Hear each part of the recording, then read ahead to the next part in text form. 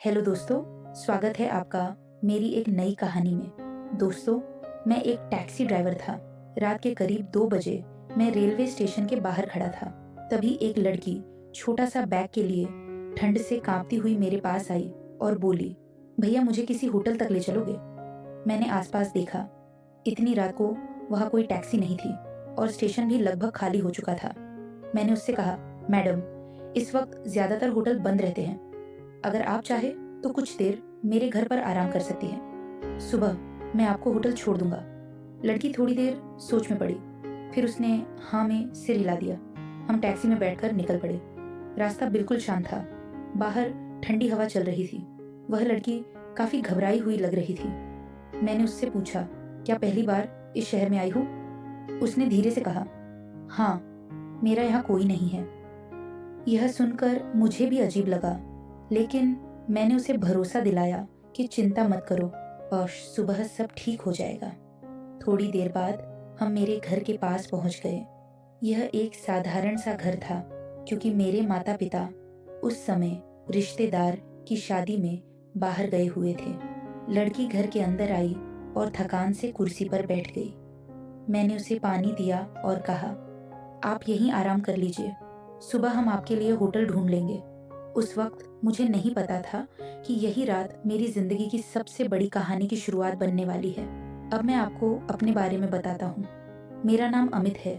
मेरी उम्र 30 साल हो चुकी है, लेकिन अभी तक मेरी शादी नहीं हुई थी। पढ़ाई के बाद मैंने काफी साल नौकरी की कोशिश की, लेकिन कहीं भी ढंग की नौकरी नहीं मिली। आखिरकार मैंने लोन लेकर एक टैक्सी खरीदी और ड्राइवर बन गया। मेरे पापा अच्छी नौकरी करते थे और मेरी माँ स्कूल टीचर थी। वह चाहते थे कि मैं भी किसी अच्छे काम में लगूं, लेकिन मेरी किस्मत ने मुझे यहाँ ला खड़ा कर दिया। मेरी माँ अक्सर मुझे कहती थी, बेटा अब तू 30 साल का हो गया है, शादी कर ले। मैंने हंसकर टाल दिया, क्योंकि मुझे लगता था कि टैक्सी ड्राइवर से कौन लड़की शादी करेगी। तभी एक दिन माँ ने कहा, हमारे गांव में एक लड़की है, बहुत अच्छी। मैं उसकी माँ से बात कर रही हूँ। 2 दिन बाद माँ ने बताया कि लड़की वाले रिश्ते के लिए मान गए हैं और हमें लड़की देखने के लिए बुलाया गया। लेकिन मैंने माँ की बात को टाल दिया। मैंने कहा, मुझे किसी गांव के लड़के से शादी नहीं करनी, मैं तो शहर की किसी मॉडर्न लड़की से शादी करना चाहता हूँ। यह कहकर मैं अपने मम्मी पापा को स्टेशन छोड़ने निकल पड़ा। वे दोनों 2 दिनों के लिए रिश्तेदार की शादी में जा रहे थे। स्टेशन पहुंचते समय रात के करीब 12 बजे बज चुके थे। मैंने सोचा घर पर कोई नहीं है, इसलिए स्टेशन पर ही रुक जाता हूँ। शायद कोई ट्रेन आए और कोई सवारी मिल जाए। रात में टैक्सी चलाने का फायदा यह होता है कि ट्रैफिक भी नहीं मिलता और किराया भी ज्यादा मिल जाता था। इसी वजह से मैं अक्सर रात में ही काम करता था। वहीं बैठे बैठे कब मेरी आंख लगी मुझे पता ही नहीं चला। तभी एक लड़की की आवाज से मेरी नींद खुली। जब मैंने आंखें खोला तो देखा आसपास कोई दूसरी टैक्सी नहीं थी। शायद कोई ट्रेन आई थी और सारे ड्राइवर सवारी लेकर चले गए थे। मैं अकेला ही वहां बैठा था। मैं उस लड़की की तरफ देखने लगा। उसने मुझसे पूछा, चलोगे क्या? मैंने सिर हिलाकर कहा, बताइए कहाँ चलना है। वह ठंड से कांप रही थी और बाहर बहुत सर्दी थी। वह टैक्सी के अंदर आकर बैठ गई। मैं उससे पूछता रहा कि आपको कहाँ जाना है। कुछ देर वह चुप रही, फिर बोली, मेरे पास जाने के लिए कोई जगह नहीं है। मैं पहली बार इस शहर में आई हूँ और मुझे भी पता नहीं है। यह सुनकर मैं हैरान रह गया। रात के 2 बजे बज रहे थे और इतनी रात में एक अकेली लड़की स्टेशन पर खड़ी थी। मैंने कहा, मैडम, इतनी रात को यूं अकेले रहना ठीक नहीं होता। कोई तो जगह होगी जहाँ मैं आपको छोड़ सकता हूँ। वह थोड़ी देर चुप रही, फिर बोली, मुझे किसी होटल में ले चलो। उसकी बात सुनकर मैं टैक्सी आगे बढ़ाने लगा। वह लड़की बहुत घबराई हुई और परेशान लग रही थी। मैं उससे फिर पूछा, क्या आपका इस शहर में कोई भी नहीं है जहां मैं आपको छोड़ सकूं? थोड़ा सोचने के बाद उसने कहा, नहीं। मैंने कहा, फिर इस शहर में आप अकेली क्या कर रही हो? इस पर उसने चुप्पी साध ली। मैं भी खामोशी से ड्राइव करने लगा। सड़क बिल्कुल सुनसान थी। उस लड़की पर से मैं अपनी नजरें नहीं हटा पा रहा था। लुकिंग ग्लास से उसे देखे जा रहा था। अचानक मैं अपने घर की तरफ मुड़ गया। लड़की ने नोटिस नहीं किया। जब हम मेरे घर की गलियों में पहुंचे तो उसने पूछा, यह होटल है क्या? मैंने कहा, नहीं, यहाँ होटल नहीं है, यह मेरा घर है। इतनी रात को होटल मिलना मुश्किल होगा। बाहर रुकना आपके लिए ठीक नहीं होगा। आप मेरे घर में कुछ घंटे आराम कर लीजिए। सुबह मैं आपको होटल छोड़ दूंगा। मेरी बात सुनकर वह सोच में पड़ गई। फिर बोली, ठीक है। शायद वह अपने आप को मेरे साथ सुरक्षित समझ रही थी। मैं उसे घर के अंदर ले आया, लेकिन जब उसने देखा कि घर में कोई नहीं है तो वह थोड़ा घबरा गई। वह आंगन में बैठ गई और बोली, मैं यहीं बैठी हूँ, आप आराम कर लीजिए। वह बहुत थकी हुई लग रही थी, शायद बहुत दूर से आई थी। मैंने उससे कहा, आप बहुत थकी हुई लग रही है, अंदर कमरे में जाकर आराम कर लीजिए। वह मेरी तरफ देखती हुई अंदर चली गई। उसने कहा, आपका बहुत बहुत शुक्रिया। अगर आपने मदद ना की होती तो मैं पता नहीं क्या करती। घर के अंदर जाकर वह थोड़ी सहमी हुई थी, क्योंकि वहाँ हम दोनों के अलावा कोई नहीं था। मैं भी असमंजस में खड़ा था। मेरे मन में बहुत सी उलझी हुई बातें चल रही थी। मैं उसके करीब गया, लेकिन फिर खुद को रोक लिया। उस वक्त मेरे अंदर एक अजीब सी बेचैनी थी। मैं खुद से लड़ रहा था कि मुझे गलत नहीं करना चाहिए। वह लड़की अकेली और परेशान थी। कुछ देर बाद वह बाहर आई और चुपचाप बैठ गई। रात काफी बीत चुकी थी। सुबह के करीब 4 बजे बज रही थी। वह बहुत रो रही थी और बहुत डरी हुई थी। तब मुझे एहसास हुआ कि मुझसे बहुत बड़ी गलती हो सकती थी। मैं डर गया था कि कहीं कोई बड़ी मुसीबत ना हो जाए। इसी डर में मैंने फैसला किया कि इसे यहाँ से किसी सुरक्षित जगह पर छोड़ दूं, ताकि कोई और परेशानी ना हो। मैंने उसे टैक्सी में बैठाया और शहर की तरफ चल पड़ा। रास्ते भर मैं यही सोचता रहा कि यह सब मेरी जिंदगी को बदल सकता है। स्टेशन के पीछे मुझे एक सुनसान सी जगह दिखी। मैंने गाड़ी रोकी और उससे कहा, आप यहाँ से आगे निकल जाइए, यहाँ से स्टेशन पास है। उस वक्त मैं सिर्फ अपने बारे में सोच रहा था और घबराहट में उस लड़की को उसके सामान के साथ वहां उतारकर गाड़ी लेकर तेजी से घर आ गया। उसके बाद मैं जाकर सो गया। लेकिन सुबह फोन की घंटी से मेरी नींद खुली। माँ का कॉल था।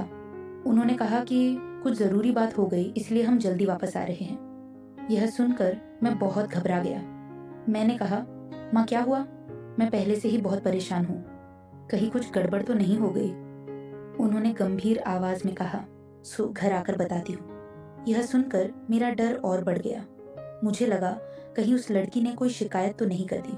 थोड़ी देर बाद मैं उठा, कंबल ओढ़ा और मफलर से चेहरा ढककर साइकिल लेकर उसी जगह पहुंच गया जहां मैंने उस लड़की को छोड़ा था। वहां पहुंचकर देखा कि वहां उसका कोई निशान नहीं था। मैं और ज्यादा घबरा गया और सोचने लगा, वह आखिर गई कहाँ? वह मुझ पर भरोसा करके टैक्सी में बैठी थी और मैंने यह सब कर दिया। अगर मैं थोड़ा खुद पर काबू रखता तो यह सब ना होता। मैं साइकिल लेकर स्टेशन तक गया, लेकिन वह वहां भी नहीं मिली। फिर मैं घर लौट आया और बहुत बेचैन हो गया।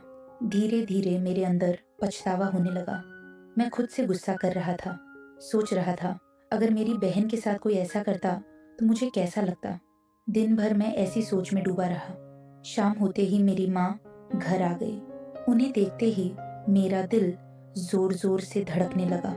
मुझे लगा उन्हें सब पता चल गया होगा। माँ ने मुझसे पूछा, क्या बात है, तुम इतने परेशान क्यों हो? मैंने कहा, मेरी तबीयत ठीक नहीं है। माँ ने कहा, रात को ऐसा क्या हुआ बेटा? यह सुनकर मेरा डर और बढ़ गया। मैं चुप ही रहा। तब माँ ने कहा, मैंने तुम्हारी शादी तय कर दी है और 10 दिनों के अंदर तुम्हारी शादी होगी। यह सुनते ही मेरे पैरों तले जमीन खिसक गई। मैंने कहा, माँ यह क्या कह रही हो?